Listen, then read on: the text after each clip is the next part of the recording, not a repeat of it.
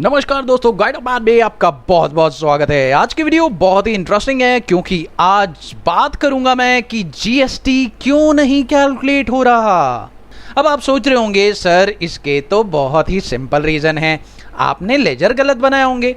लेकिन मैं आपको बता दूं ये बात आपको बिल्कुल भी नहीं पता है। कैसे? चलिए आप जो सोच रहे हैं मैं वही बातें पहले कर लेता हूँ, ठीक है? तो फिर उसके बाद मैं जो बताऊंगा वो शायद आपने कभी किसी वीडियो में कहीं पर भी नहीं देखा होगा। आप लोगों को ये वीडियो कंप्लीट देखना चाहिए। 5 वजह हो सकती है सर जीएसटी नहीं कैलकुलेट हो रहा। पार्टी का लेजर गलत बनाया होगा, नहीं ये भी गलती नहीं है दोस्तों। सेल्स का लेजर गलत बनाया होगा, नहीं ये भी गलती नहीं है दोस्तों। शर्ट के लेजर में जीएसटी रेट नहीं सेट किया होगा, नहीं ये भी गलती नहीं है। सीजीएसटी एसजीएसटी का लेजर गलत होगा, नहीं ये भी गलती नहीं है। आइए एक बार चेक करा देता हूं मैं आप लोगों को। चलिए रवि के लेजर की बात करें तो रवि का लेजर अगर आप चेक करें तो बहुत ही सिंपल तरीके से डेटर लिया हुआ है। यहां पर ये दिल्ली का डेटर है और अनरजिस्टर्ड है, इसमें कोई शक नहीं है। तो इसका मतलब ये बिल्कुल सही है। और अगर आप ये सोच रहे हैं कि एंटर करने के बाद यहाँ पर आपने कुछ गलती की है, तो बिल्कुल नहीं, ऐसी कोई गलती नहीं है। याद रखिए वो अनरजिस्टर्ड हो इस बात से कोई फ़र्क नहीं पड़ता, क्योंकि फ़र्क सिर्फ इस बात से पड़ता है कि आपकी कंपनी का जीएसटी नंबर है या नहीं। तो मैं आपको वो भी दिखा देता हूँ। अगर आप लोग ये सोच रहे हैं कि आपकी कंपनी का जीएसटी नंबर नहीं डाला है तो मैं आपको दिखा देता हूँ F11 से कि 1 अप्रैल से मेरी कंपनी का जीएसटी भी कैलकुलेटेड है। तो इसमें कोई दिक्कत वाली बात नहीं है, मैंने जीएसटी भी एप्लीकेबल कर रखा है। चलिए आपका दूसरा सवाल ये होगा कि शायद सेल्स का लेजर गलत हो। चलिए वो भी आपको चेक करा देता हूँ कंट्रोल एंटर से। आप देख सकते हैं इसमें आपको सिंपल तरीके से दिखाई दे रहा है कि जीएसटी एप्लीकेबल है, और आप जानते हैं कि यहाँ पर जीएसटी का ऑप्शन हम यस नहीं करते हैं। चलिए कोई बात नहीं, आप लोग ये भी सोच रहे थे तो मैंने वो भी दिखा दिया। चलिए एक और काम कर लेते हैं, आपको आइटम का लेजर भी दिखा देते हैं। वहाँ पर तो कहीं गलती नहीं है। आप देखिए यहाँ पे मैंने इसे पीसेस लिया हुआ है, कोई दिक्कत नहीं। और यहाँ पर आप जानते हैं ना कि यहाँ पर जीएसटी यस करके जीएसटी रेट डालना होगा। चलिए मैं वो भी दिखा देता हूँ। यहाँ यस करने के बाद आप देख सकते हैं प्रॉपर तरीके से मैंने डिस्क्रिप्शन दिया है, उसके बाद उसका HSN डाला है, और इसके बाद टैक्सेबल लेने के बाद उसका रेट भी मैंने यहाँ पर दिया हुआ है। कोई दिक्कत है? नहीं।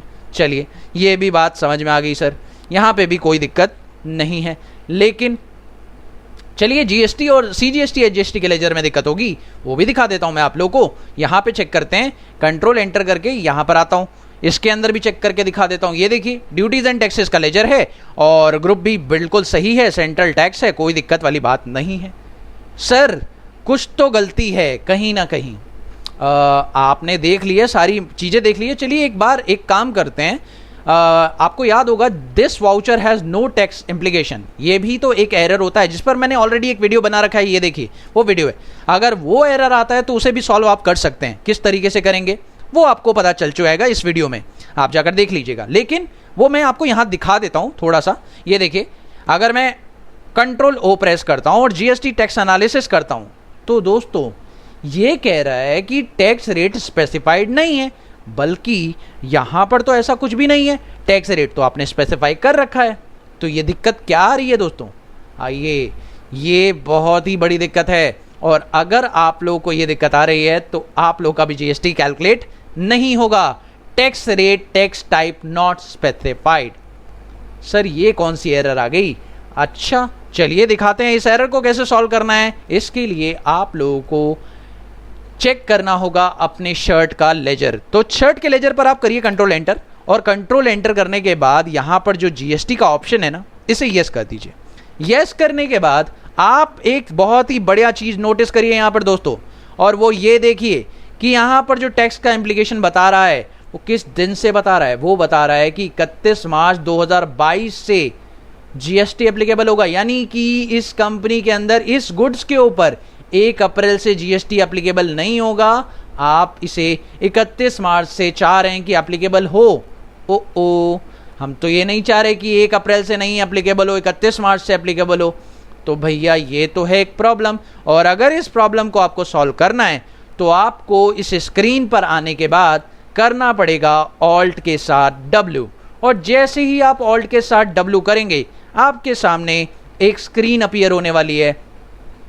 और चेक करिए दोस्तों, इस स्क्रीन पर आप लोगों को बहुत सिंपल सी चीज़ दिख रही है। ये देखिए ना, ये एक रिपोर्ट दिख रही है जिसके अंदर आप ये देखिए, आपने जब 1 अप्रैल से ये जीएसटी कैलकुलेट किया था तो आप चेक कर सकते हैं इस पे जो टैक्सेबिलिटी थी वो अननोन थी, जिसकी वजह से जीएसटी कैलकुलेट नहीं हो रहा है। तो अगर आप चाहते हैं कि आप पे जीएसटी कैलकुलेट हो और आपके इस गुड्स पर जीएसटी एप्लीकेबल हो तो आपको इस अननोन वाले फीचर्स को टैक्सेबल करना होगा, और टैक्सेबल करने के बाद ये जो लास्ट ऑप्शन है इसे यस करना होगा, और यहाँ पर भी जीएसटी रेट सेट करना होगा 18%। और अगर आपने ये नहीं किया तो आपका जीएसटी 1 अप्रैल यानी उस डेट से एप्लीकेबल नहीं होगा जिस डेट से आप चाहते हैं इस पर गुड्स पर जीएसटी लगाना।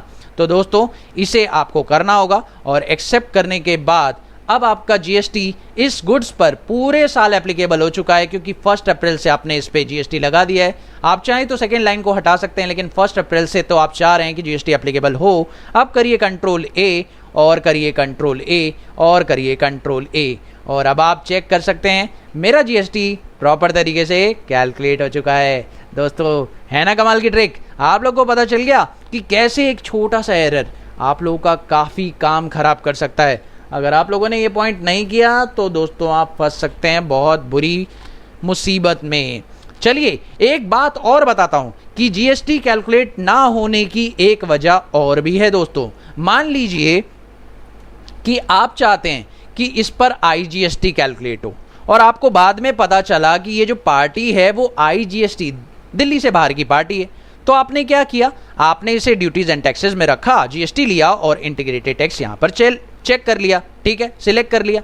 अब आप चाह रहे हैं कि इस पर भाई क्या हो, जीएसटी आईजीएसटी कैलकुलेट हो। और आप जानते ही हैं कि भाई आईजीएसटी तभी कैलकुलेट होता है जब आपकी पार्टी आउटसाइड स्टेट हो। तो चलिए ना एक काम करते हैं, एंटर करते हैं इस पार्टी के ऊपर, कंट्रोल एंटर करते हैं और इस पार्टी के स्टेट को यहाँ पर चेंज कर देते हैं। जैसे मान लीजिए इस पार्टी का स्टेट कर देते हैं हरियाणा, और अब आप अगर सोच रहे हैं कि इस पर जीएसटी आईजीएसटी लग जाएगा तो आप बिल्कुल गलत हैं दोस्तों। कंट्रोल ए करते हैं, कंट्रोल ए करते हैं, कंट्रोल ए करते हैं, और अगर आप अब देखें तो अब इस पर आईजीएसटी कैलकुलेट नहीं हो रहा है। अब इसकी वजह क्या है कि इस पर आईजीएसटी कैलकुलेट नहीं हो रहा है? तो मैं आपको बता दूं इसकी एक बहुत बड़ी वजह है, और वो ये है कि जैसे ही आप किसी भी पार्टी के लेजर को चेंज करते हैं तो उसके बाद जब आप एंटर करते हैं और इस स्क्रीन को भी आप एंटर करके एक्सेप्ट करते हैं तो आपके सामने एक और नई स्क्रीन अपीयर होती है, और उस स्क्रीन पर आपका स्टेट इस पार्टी का मैटर करता है दोस्तों। जिस पार्टी का स्टेट पहले क्या था, पहले था दिल्ली, तो यहाँ पर वो दिल्ली चेंज नहीं हुआ क्योंकि आपने पार्टी का लेजर बदला है, और आपने जब वो ऑल्ट्रेशन की तो वो ऑल्ट्रेशन यहाँ नहीं आई है। तो इसलिए आपको यहाँ पर भी वो ऑल्ट्रेशन करनी होगी। अगर आप ऐसा नहीं करते हैं तो आपका जीएसटी आउटसाइड स्टेट का कैलकुलेट नहीं होगा। ये देखिए, ध्यान रखिएगा दोस्तों, अगर अंदर लेजर में चेंजेस हुए हैं तो आपको एंटर करने के बाद ये जो screen party detail screen appear होती है इसमें भी आपको चेंजेस करने पड़ेंगे। अगर आप चेंजेस नहीं करना चाहते तो एक काम करिएगा, एस्केप करके बाहर आइएगा और फिर से एंट्री कर लीजिएगा, आपका काम ठीक हो जाएगा, आईजीएसटी कैलकुलेट होना शुरू हो जाएगा। मुझे उम्मीद है कि आपको ये दो बहुत ही बढ़िया पॉइंट जानकर अच्छा लगा होगा, और अगर आप लोगों को वीडियो पसंद आई हो तो प्लीज़ इसे लाइक शेयर कर देना। चैनल पर पहली बार आए तो सब्सक्राइब करने के साथ साथ नोटिफिकेशन बेल को भी प्रेस कर देना। दोस्तों वीडियो को शेयर भी कर ही देना। चलिए मिलते हैं आपसे नई वीडियो में, तब तक के लिए देखते रहिए, सीखते रहिए और सिखाते रहिए।